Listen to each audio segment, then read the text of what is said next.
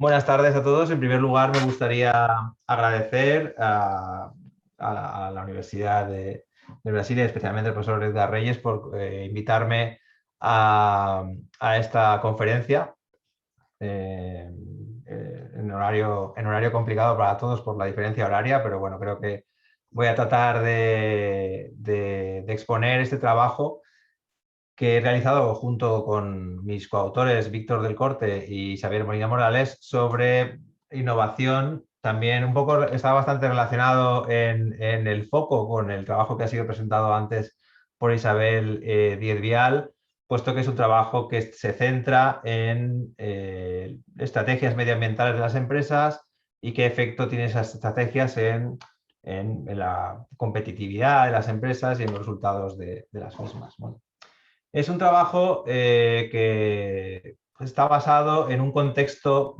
económico como el actual, ¿no? Donde existe una gran inquietud entre las empresas para reducir los impactos negativos, sobre todo en el medio ambiente, que tienen sus actividades económicas, ¿no? Entonces, en este contexto, en el que las empresas están tratando de reducir esos impactos negativos, hay una serie de retos que las empresas se plantean o que las empresas tienen que afrontar, ¿no? Eh, el primero de ellos es preguntarse el por qué tenemos que realizar esta reducción de efectos negativos en el medio ambiente, reducción de vertidos, reducción de emisiones, etcétera, ¿no? ¿Por qué las empresas tienen que llevar a cabo esta reducción? Antes, en la conferencia anterior de Isabel Díaz Viala, se hablaban de cosas muy interesantes y una de ellas es esas reticencias que tienen las empresas a realizar innovaciones verdes o innovaciones que tienen que ver con el medio ambiente por el temor a que le copien a uno, ¿no? Pero también hay otros motivos, ¿no? ¿Por qué una empresa tiene que ir más allá de la legislación? En fin, hay una serie de retos que las empresas se plantean.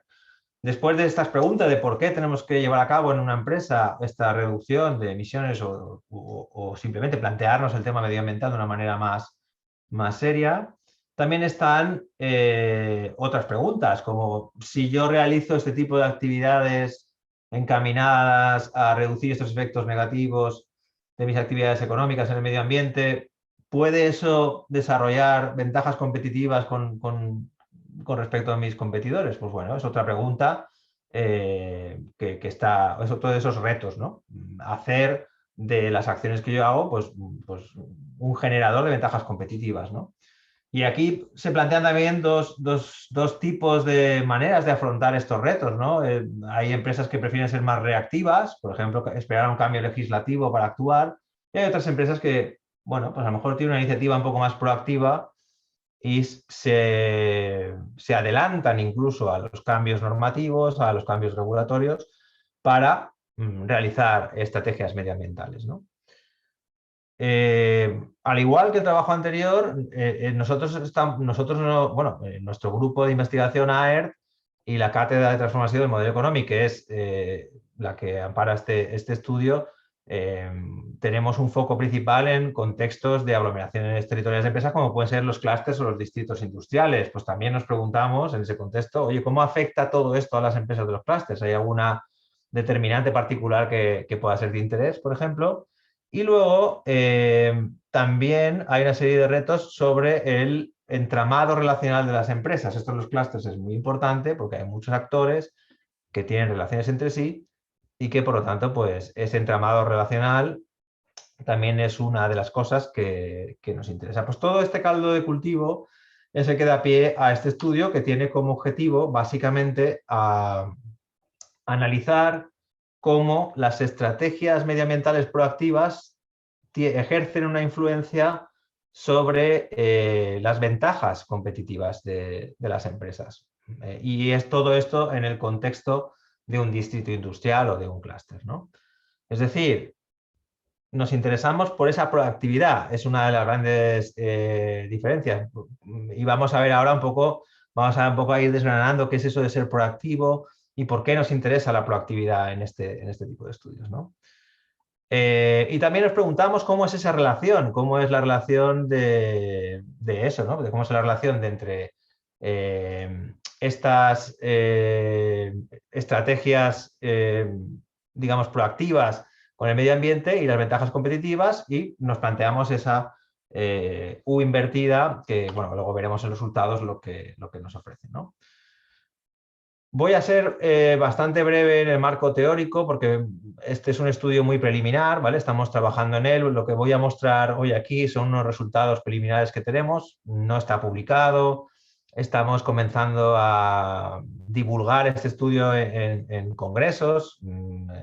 Recientemente lo hemos llevado a un par de congresos aquí en Europa y bueno, el mes que viene también lo llevaremos a Madrid, y en este seminario pues un poco con la idea de ir testeando las reacciones, ¿no? al estudio y, bueno, ver un poco estas ideas si van encajando en un resultado de investigación que pueda contribuir a la literatura, ¿no?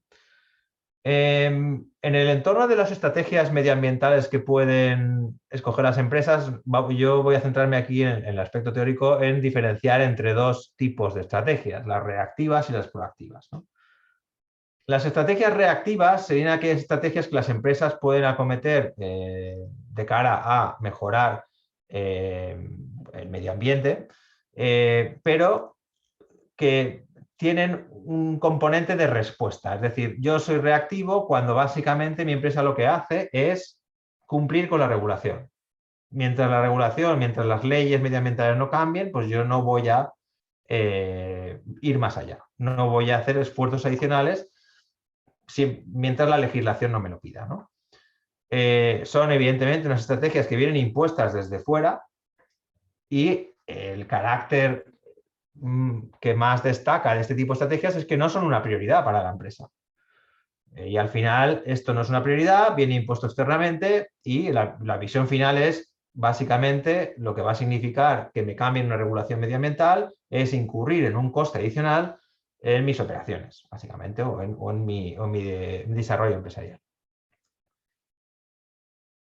Como contrapunto a estas estrategias reactivas están las estrategias proactivas, ¿vale? Estas ya tienen otra componente, se basan en acciones voluntarias que son susceptibles de producir ventajas competitivas. En este sentido, a lo que nos estamos refiriendo es cuando una empresa va más allá de la legislación, hace un esfuerzo adicional, se antepone un poco a los cambios legislativos, va más allá de lo que dicta el marco legislativo, está haciendo un esfuerzo adicional que antes comentaba muy bien Isabel, que puede incluso generar problemas de apropiabilidad. Por lo tanto, las empresas se deben apresurar a vender muy bien ese esfuerzo adicional en el mercado, y por lo tanto que eso sea una fuente de ventaja competitiva.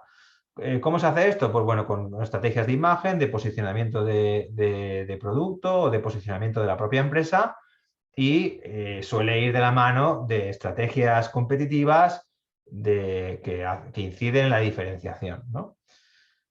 Hay literatura sobre esto que dice que, bueno, que sí, que es posible que estas estrategias tengan este efecto de ventajas competitivas y que básicamente se centren en esto de la diferenciación, pero lo que sí que vemos es que en algunos casos es muy fácil al principio de estos cambios, pero luego una vez el resto de empresas empiezan a añadir o subir al carro, pues bueno, se genera un coste adicional. Por lo tanto, la idea de las estrategias competitivas proactivas y su influencia sobre las ventajas competitivas de las empresas es una de las que teníamos al iniciar este estudio, y luego lo fuimos complementando. Y lo fuimos complementando con un elemento, que es el elemento relacional, que creemos que es muy importante en las estrategias, sobre todo cuando hablamos de innovación medioambiental. ¿Por qué? Porque es una innovación que tiene, por la literatura lo dice así, tiene un grado de complejidad superior a lo que sería una innovación clásica.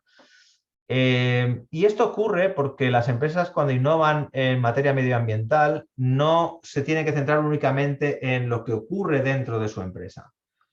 Es muy habitual que estas innovaciones trasciendan las fronteras de las empresas, y las trasciendan interactuando con otros miembros de la cadena de valor, como puede ser en la parte de proveedores, de aprovisionamiento, como la parte de logística más de salida, de cara hacia la distribución, hacia los clientes, etc.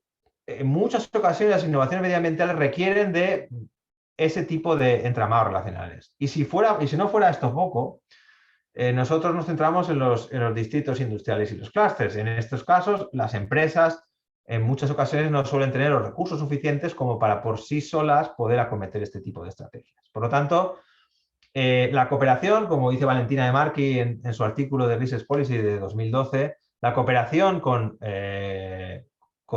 terceros para realizar este tipo de estrategias medioambientales es clave y las innovaciones medioambientales pues, se suelen sustentar en este tipo de cooperaciones, ¿no?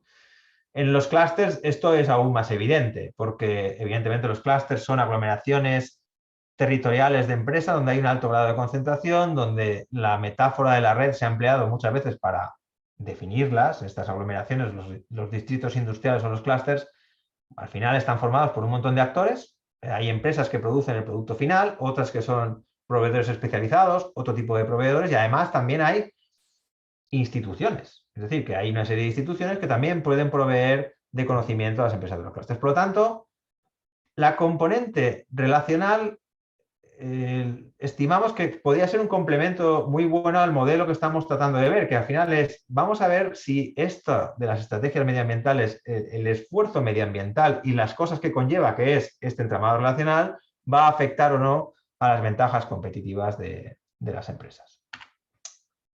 Por lo tanto, formulamos dos hipótesis preliminares que están basadas en las dos variables que hemos comentado hasta el momento.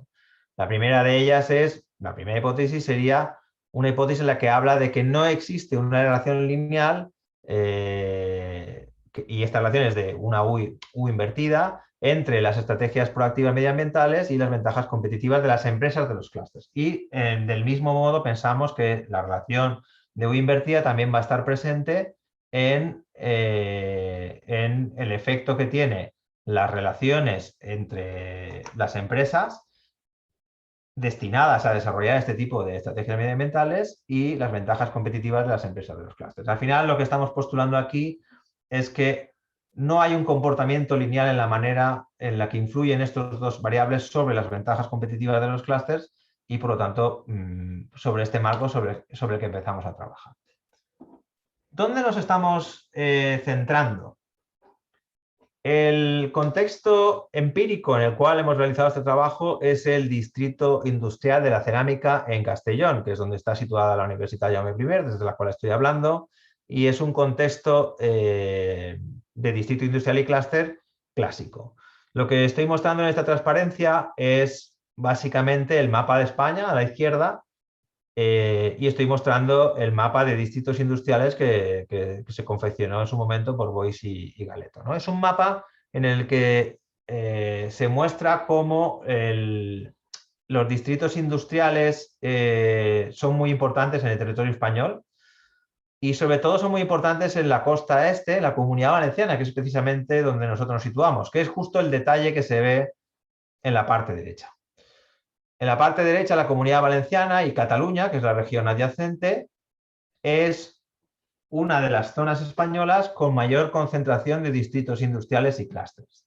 Estos distritos industriales se dedican principalmente a actividades tradicionales en la Comunidad Valenciana, como puede ser el sector textil, el del mueble, el del calzado, que antes hemos podido estudiar, bueno, ha mostrado Isabel Díez Vial, pero también pues hay otros sectores, pues como puede ser el del juguete, el del turrón, hay sectores del vino, en fin, hay una serie de sectores, sobre todo tradicionales, muy importantes para la región en la cual nos situamos. Pero sobre todo en la provincia de Castellón, que es la que se sitúa más al norte, que es este cuadrante más al norte, en esa provincia de Castellón se sitúa el sector de la cerámica. Y este sector de la cerámica, pues evidentemente es muy importante para la región y aquí es donde hemos basado nuestro estudio empírico. Esto sería una ampliación del clúster, de las relaciones del clúster. Es un estudio anterior que realizamos, pues básicamente proviene de mi tesis doctoral, donde realizamos un estudio de análisis de redes sociales de las empresas del clúster cerámico. Ampliando la provincia de Castellón, podemos ver cómo existe una fuerte relación entre las empresas del clúster cerámico y que hay 3 poblaciones en las cuales se concentra la actividad de este sector. Para que se hagan una idea, estamos hablando de 20 kilómetros a la redonda. Es decir, en 20 kilómetros a la redonda tenemos una fuerte actividad industrial que se caracteriza por un gran número de empresas de pequeño y mediano tamaño que tienen fuertes interacciones entre sí. Es verdad que este clúster está cambiando mucho en los últimos años, se está concentrando, es un fenómeno que está ocurriendo ahora mismo y que no ha acabado de ocurrir. Es decir, ahora estamos observando de esta foto, que es del año 2011, a la situación actual, veríamos una merma en el número de puntitos, porque el número de empresas ha disminuido por concentración, fenómenos de concentración, ¿no? Pero al fin y al cabo la esencia por el momento sigue siendo el de un gran número de empresas que se concentran en el territorio que estamos viendo en la transparencia. Es un distrito marsaliano, insisto, hasta ahora, porque está habiendo un proceso de cambio ahora mismo, pero ha sido un distrito marsaliano hasta este momento. En un radio de 20 kilómetros se concentran una gran cantidad de empresas. Alrededor de 100 de estas empresas se dedican a la producción de pavimentos y revestimientos cerámicos, azulejos para la pared y para el suelo. Y luego hay un amplio número de actividades conectadas, que aquí la cifra entre empresas directamente relacionadas y empresas que hacen otros servicios, pero que trabajan para la empresa, pues hablaríamos de 500 empresas en total. El 94% de la producción de azulejos cerámicos en España se realiza en esta región. Es decir, es la práctica totalidad del producto cerámico desarrollado en este país, se produce en la provincia de Castellón en ese contexto que hemos visto actualmente en la transparencia anterior. Es un volumen de producción de 488 millones de metros cuadrados de producto en 2020, con una facturación total de 3.842 millones también en 2020. Se exporta de toda esta producción la mayor parte, es decir, estamos hablando de porcentajes del 80%, 75%, depende del año. Son porcentajes que aumentaron mucho, sobre todo después de la crisis inmobiliaria del 2008, la gran crisis de la mano de Lehman Brothers y de esa quiebra, pues todos los coletazos que sufrimos también aquí en Europa. Las empresas perdieron el mercado nacional y empezaron a redirigir sus esfuerzos con mucho éxito hacia el extranjero. Y ese porcentaje de exportación, que podía variar entre el 40 y el 60 hace 10 años, ha ido subiendo paulatinamente. La patronal, es decir, la Asociación de Empresas Cerámicas, publica esta misma tarde, he comprobado el número para tenerlo actualizado, que existen 16.100 empleos directos en la industria cerámica dentro de este clúster. Es el principal productor y exportador europeo y es el segundo exportador a nivel internacional. A nivel de producción hay otros países que producen más, sobre todo China, India, etc. El proceso de fabricación cerámica, y esta transparencia la pongo, no me voy a extender mucho en cómo se fabrica un azulejo, pero bueno, básicamente se coge arcilla, que es tierra atomizada, se prepara esa arcilla, se prensa y después de prensarse y secarse, pues bueno, se le aplica un tratamiento decorativo, una impresión con diseños de todo tipo, que es una impresión digital, una de las últimas innovaciones del sector, y después de introducirse en un horno a 1200 grados, pues se obtiene el producto final. Un ejemplo se ve aquí, pues este azulejo, ¿no? Con esa decoración. Pongo todas estas actividades porque básicamente el fabricante de azulejos, ¿de acuerdo? Que es el que acaba fabricando esto, hace una especie de papel de ensamblador, porque la mayor parte de las innovaciones que se producen en el sector vienen de la mano de sus proveedores. ¿Proveedores de qué? Proveedores de materias primas para la decoración y proveedores de maquinaria para prensar, para secar o para realizar el tratamiento térmico en un horno. Es decir, el fabricante cerámico depende, sobre todo en el ámbito de innovación, de sus relaciones. Por eso nos hemos interesado en las relaciones, ¿vale? Bien, pues en este contexto tenemos, bueno, la población de empresas, ya lo he comentado anteriormente, pero tenemos un cuestionario que hemos realizado en el cual hemos obtenido 71 cuestionarios completos de esa población de empresas finales, es decir, aquellas empresas que se dedican a la fabricación de pavimentos y revestimientos. Es un 36% más o menos de esa población y hemos hecho unos cuestionarios y aplicamos una serie de técnicas. En este caso, como es un primer estudio preliminar, vamos a basarnos en el análisis de regresión simple y cuadrática. ¿Qué variables hemos valorado? Bien, pues tenemos la variable dependiente, es la ventaja competitiva de la empresa, que la hemos calculado con un factorial de 9 ítems, ¿vale? 9 ítems que luego os mostraré. Es un factorial que converge en un solo, cargas en un solo ítem y al final, pues bueno, pues ese factorial nos sirve para calcular la variable dependiente, que es la ventaja competitiva. Y luego tenemos las dos independientes, que es las estrategias proactivas medioambientales, también con unos ítems del cuestionario, y las relaciones que se tienen con otras empresas en temas relacionados con el medio ambiente, que también se basa en unos ítems que hemos preguntado en ese cuestionario. Bien, tenemos un par de variables de control, ¿vale? Que básicamente es el tamaño y el subsector.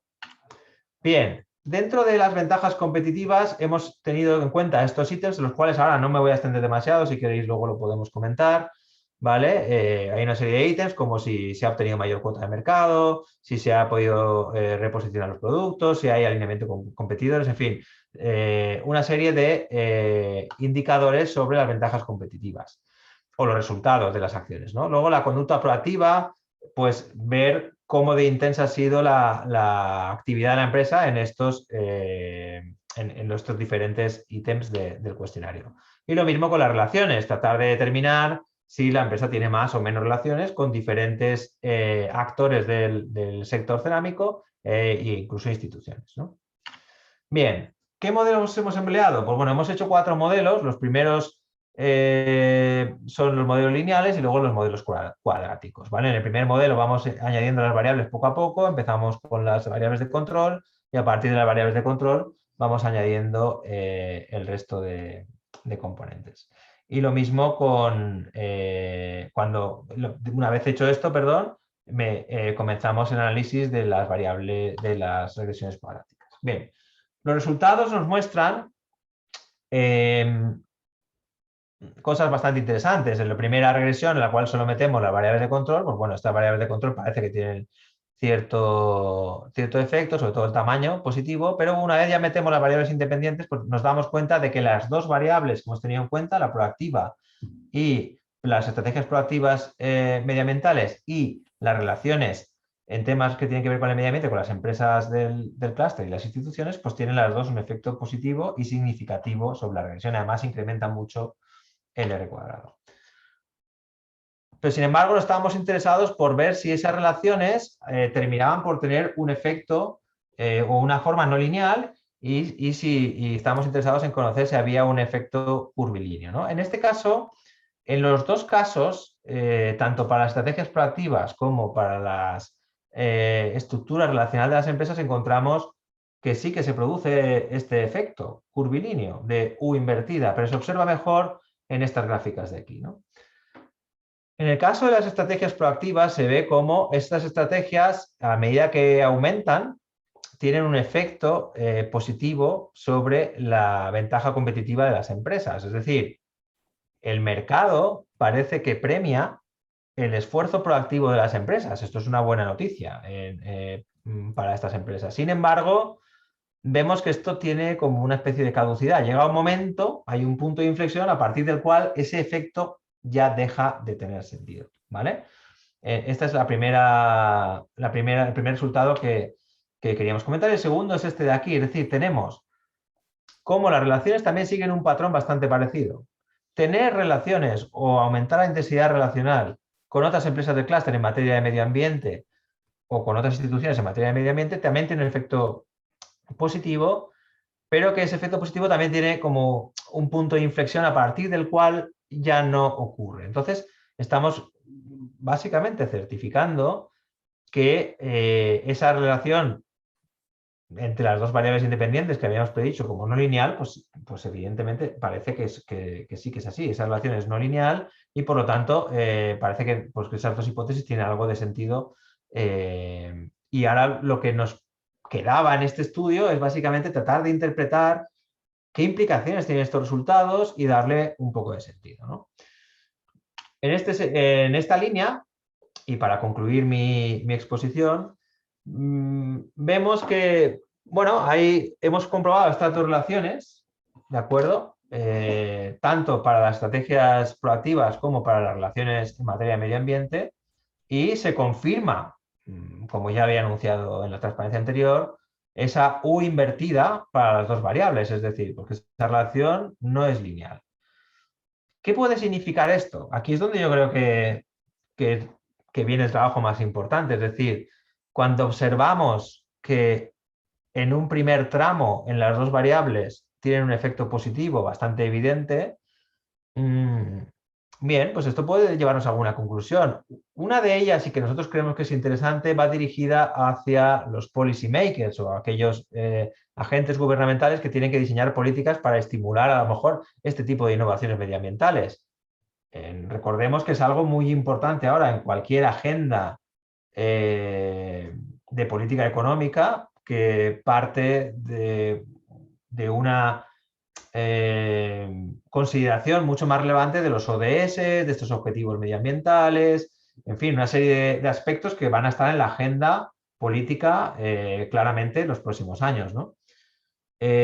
Claro, ¿cómo articulamos las ayudas que ofrece la administración hacia las empresas que quieren cometer este tipo de actividades?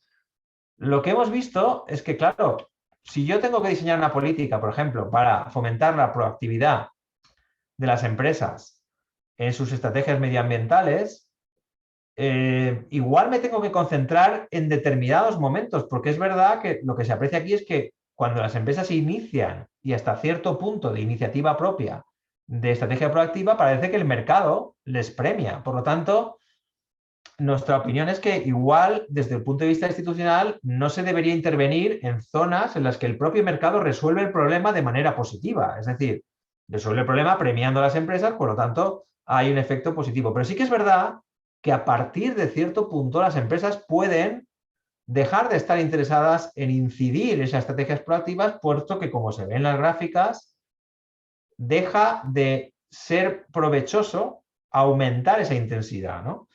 En estrategias proactivas. Igual viene de la mano un poco, me ha dado antes la pista Isabel, un poco con esa, a lo mejor ese es el punto en el cual los competidores ya me empiezan a copiar bueno, no sabemos por qué, pero realmente creemos que si en algún punto debería intervenir un policymaker para incentivar estas acciones, estas estrategias, podría ser justo en esas zonas, ¿no? En aquellas empresas que ya han empezado a desarrollar estrategias proactivas, pero que han llegado a un punto de saturación. Sería una cuestión de tratar de determinar dónde está ese punto, pero sí que sería un buen punto de partida que las instituciones tuvieran en mente este tipo de mecanismos, este tipo de resultados, porque claro, podría mejorar la eficiencia de sus esfuerzos en políticas de desarrollo, ¿no? Para el clúster cerámico en este caso. También somos conscientes de que es un estudio preliminar en el cual nos hemos basado en un cuestionario concreto y que creemos que bueno, pues hay espacio para refinar los indicadores de las diferentes variables, que además estos resultados hacen referencia a un contexto concreto que es el sector cerámico, ¿vale? Y que evidentemente sería interesante también analizar qué rol tiene cada uno de esos actores en toda la cadena de valor de la producción cerámica, porque hemos hablado de estos diferentes proveedores, etcétera, que bueno, que también pueden tener un rol interesante y sería conveniente a lo mejor también analizarlo de esta manera. Bien, pues con esto concluyo mi presentación. Muchas gracias de nuevo por haber tenido en cuenta y haberme invitado para participar en estos seminarios y bueno, quedo un poco a la disposición del público por si quieren realizar alguna pregunta o proporcionar algún feedback, que la verdad es que nos vendría muy bien porque, como digo, es un estudio preliminar.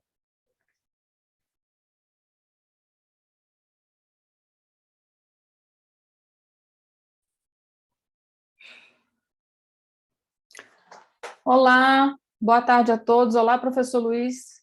Hola. Muito obrigada pela palestra.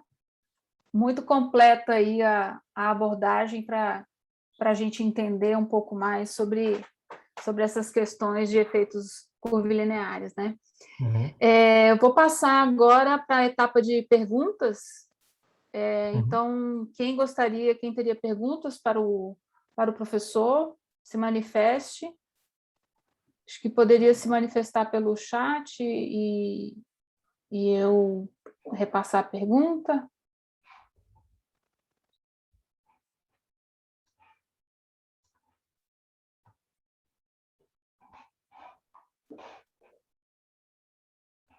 Perguntas? Dúvidas? Sugestões?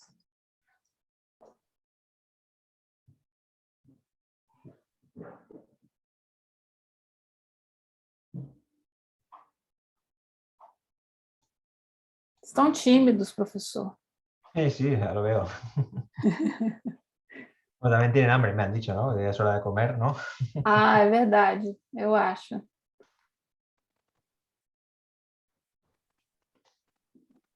Bom, se não temos perguntas, então, professor Luiz, então, aos que não me conhecem, eu sou professora Solange Alfinito, também estou na coordenação do PPGA, do Programa de Pós-Graduação em Administração da UNB. Eu quero agradecer imensamente a disponibilidade dos professores que puderam fazer com que esse evento acontecesse hoje, esse seminário, né? Professor Luiz Araújo, da Universidade de Manchester, muito obrigada. Muito obrigada também à professora Isabel Dias Vial, da Universidade Complutense de Madrid. Muito obrigada também ao professor Luiz Martínez Schaffer, da Universidade Júnior I. Então, foi um evento muito rico, com certeza com muitos aprendizados. Então, PPGA, professor Edgar, em nome do professor Edgar, nós agradecemos muitíssimo a colaboração e esperamos desenvolver mais atividades juntos. Tá bom? Então é isso. Muito obrigada. Muito obrigada. Eu não sei se o professor Luiz Martínez, a professora Isabela, o outro professor Luiz, se alguém quer comentar alguma coisa. No, por mi parte, reiterar el agradecimiento a la organización por invitarme. Solamente esto. Muchas gracias. A honra é nossa. Professora Isabel. Lo mismo, muchas gracias y un placer. Prazer nosso, professora Isabel. Excelente. Eu tive a oportunidade de fazer o curso com a senhora quando teve aquela das redes, né? Usando BibText, eu acho, alguma coisa assim. E foi muito rico. Um prazer revê-la aqui com a gente. Então é isso. Encerro o nosso evento, agradecendo a participação de todos e espero aí que a gente então desenvolva mais e mais atividades ricas como essa. Um abraço a todos. Tchau. Hasta luego.